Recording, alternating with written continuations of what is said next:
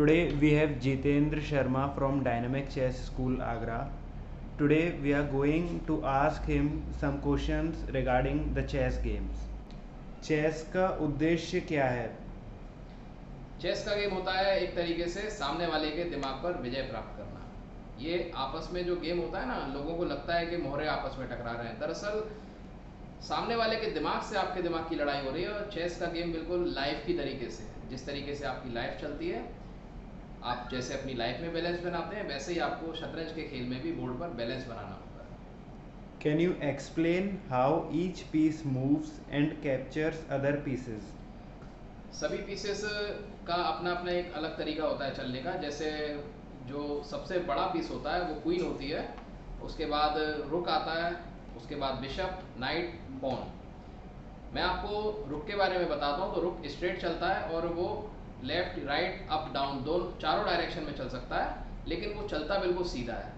अगर उसको किसी दूसरे पीस को मारना होगा तो वो उसकी रेंज में आने वाले दूसरे कलर के पीस को मार सकता है, अपने पीस को नहीं मारता। जो बिशप होता है, वो दो बिशप होते हैं एक प्लेयर के पास, और दोनों बिशप का जो डायगनल होता है, बिशप डायगनल ही चलता है, और दोनों बिशप का डायगनल डिफरेंट कलर का होता है। यानी कि एक डार्क स्क्वायर कलर का बिशप होता है, एक लाइट स्क्वायर होता है। और जो क्वीन होती है वो रुक और बिशप दोनों का कॉम्बिनेशन होती है। अगर क्वीन लाइट स्क्वायर पर है तो वो लाइट स्क्वायर बिशप की तरह चल सकती है प्लस रुक की तरह। अगर क्वीन डार्क स्क्वायर पर है तो वो डार्क स्क्वायर बिशप और रुक की तरह चल सकती है। जो नाइट होता है वो एल शेप में चलता है। आपको लग रहा होगा कि मैं काफ़ी स्पीड से बता रहा हूँ, लेकिन चूंकि ये एक सारी चीज़ें यहाँ पूछी जा रही हैं, तो मैं एक लिमिटेड टाइम को ध्यान में रखते हुए वो आपको शॉर्ट में समझा रहा हूँ।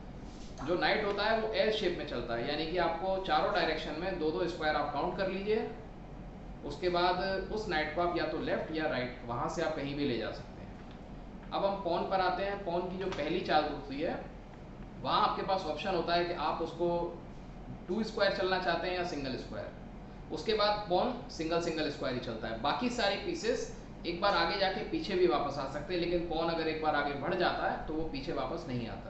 उसके अलावा किंग होता है, वो एक ही स्क्वायर चलता है, वो चारों डायरेक्शन में एक एक स्क्वायर चल सकता है। सर, स्टेलमेट क्या होता है और वो ड्रॉ से किस तरीके से डिफरेंट है? स्टेलमेट ड्रॉ से डिफरेंट नहीं है, स्टेलमेट ड्रॉ ही होता है।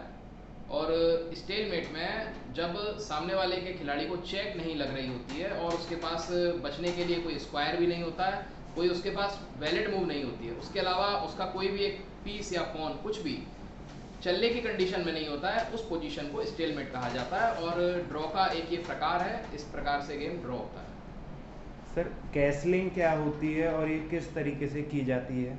कैसलिंग एक किंग का स्पेशल मूव है, और जो कैसलिंग की जाती है वो किंग और रुक के बीच में की जाती है। और कैसलिंग का जो मेन उद्देश्य होता है वो किंग की सेफ्टी करना होता है। और इस दौरान कैसलिंग करने के लिए किंग को 2 स्क्वायर चला जाता है, और जिस स्क्वायर को जंप करके किंग आता है उस स्क्वायर पर रुक प्लेस कर दिया जाता है।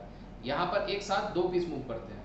कैसलिंग के अपने कुछ नियम है, कुछ दौरान कैसलिंग नहीं होती है, जैसे जब चेक लग रहा होता है उस समय आप कैसलिंग नहीं कर सकते, या जिन स्क्वायर्स पर किंग को ट्रेवल करना होता है वहाँ भी कैसलिंग नहीं हो सकती, और अगर चेक लग रही है तो वहाँ भी कैसलिंग नहीं हो सकती है। इसके अलावा कैसलिंग किंग साइड और क्वीन साइड दोनों साइड की जा सकती है। सर, एन पेसेंट रूल क्या होता है?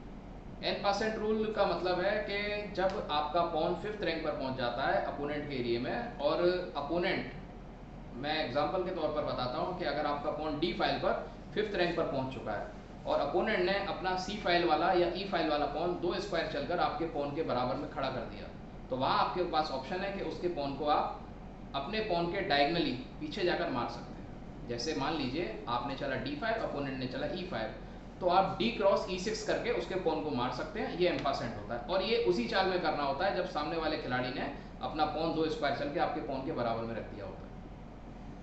सर, तब क्या होता है जब पॉन दूसरी साइड ऑफ द बोर्ड पहुंच जाता है?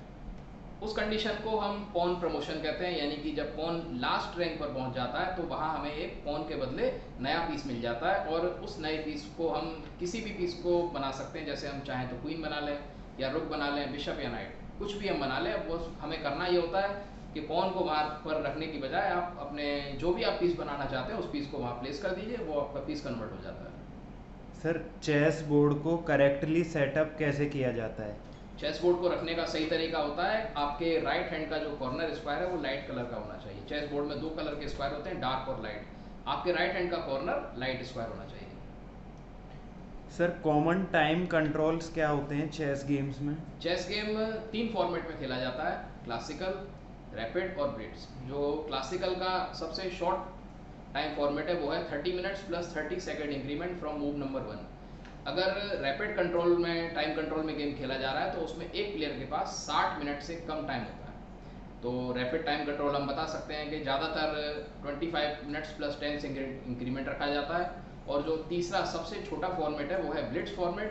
वहाँ पर एक प्लेयर के पास टाइम कंट्रोल 10 मिनट या उससे कम होता है और ज़्यादातर 3 मिनट्स प्लस 2 सेकेंड इंक्रीमेंट रखा जाता है। How do you record moves using chess notation? चालें लिखना कंपलसरी होता है क्लासिकल में। रैपिड और ब्लिट्ज फॉर्मेट में चालें लिखना जरूरी नहीं होता है। चाल लिखने के लिए हमें, अगर हम पॉन का मूव चल रहे हैं तो पॉन जिस स्क्वायर पे जाता है हम उस स्क्वायर का नाम लिख देते हैं। उसके अलावा कोई भी पीस जिस स्क्वायर पे जाता है पहले हम उस पीस का जिससे मेंशन करते हैं वो लिखते हैं और उसके बाद स्क्वायर का नाम। फॉर एग्जांपल क्वीन के लिए हम क्यू यूज़ करते हैं। अगर क्वीन हमारी D5 पर जाएगी तो हम लिखेंगे क्यू D5। अगर रुक जाएगा तो रुक के लिए R, बिशप जाएगा तो बिशप के लिए B, नाइट जाएगा तो नाइट के लिए हम K नहीं लिखेंगे क्योंकि K साइलेंट होता है, वहाँ हम N से डिनोट करेंगे। उसके अलावा अगर किंग कहीं जाता है तो हम किंग के लिए K से डिनोट करते हैं। कैसलिंग के लिए भी एक नोटेशन होती है। अगर हम किंग साइड कैसलिंग कर रहे हैं तो हम लिखेंगे 0-0।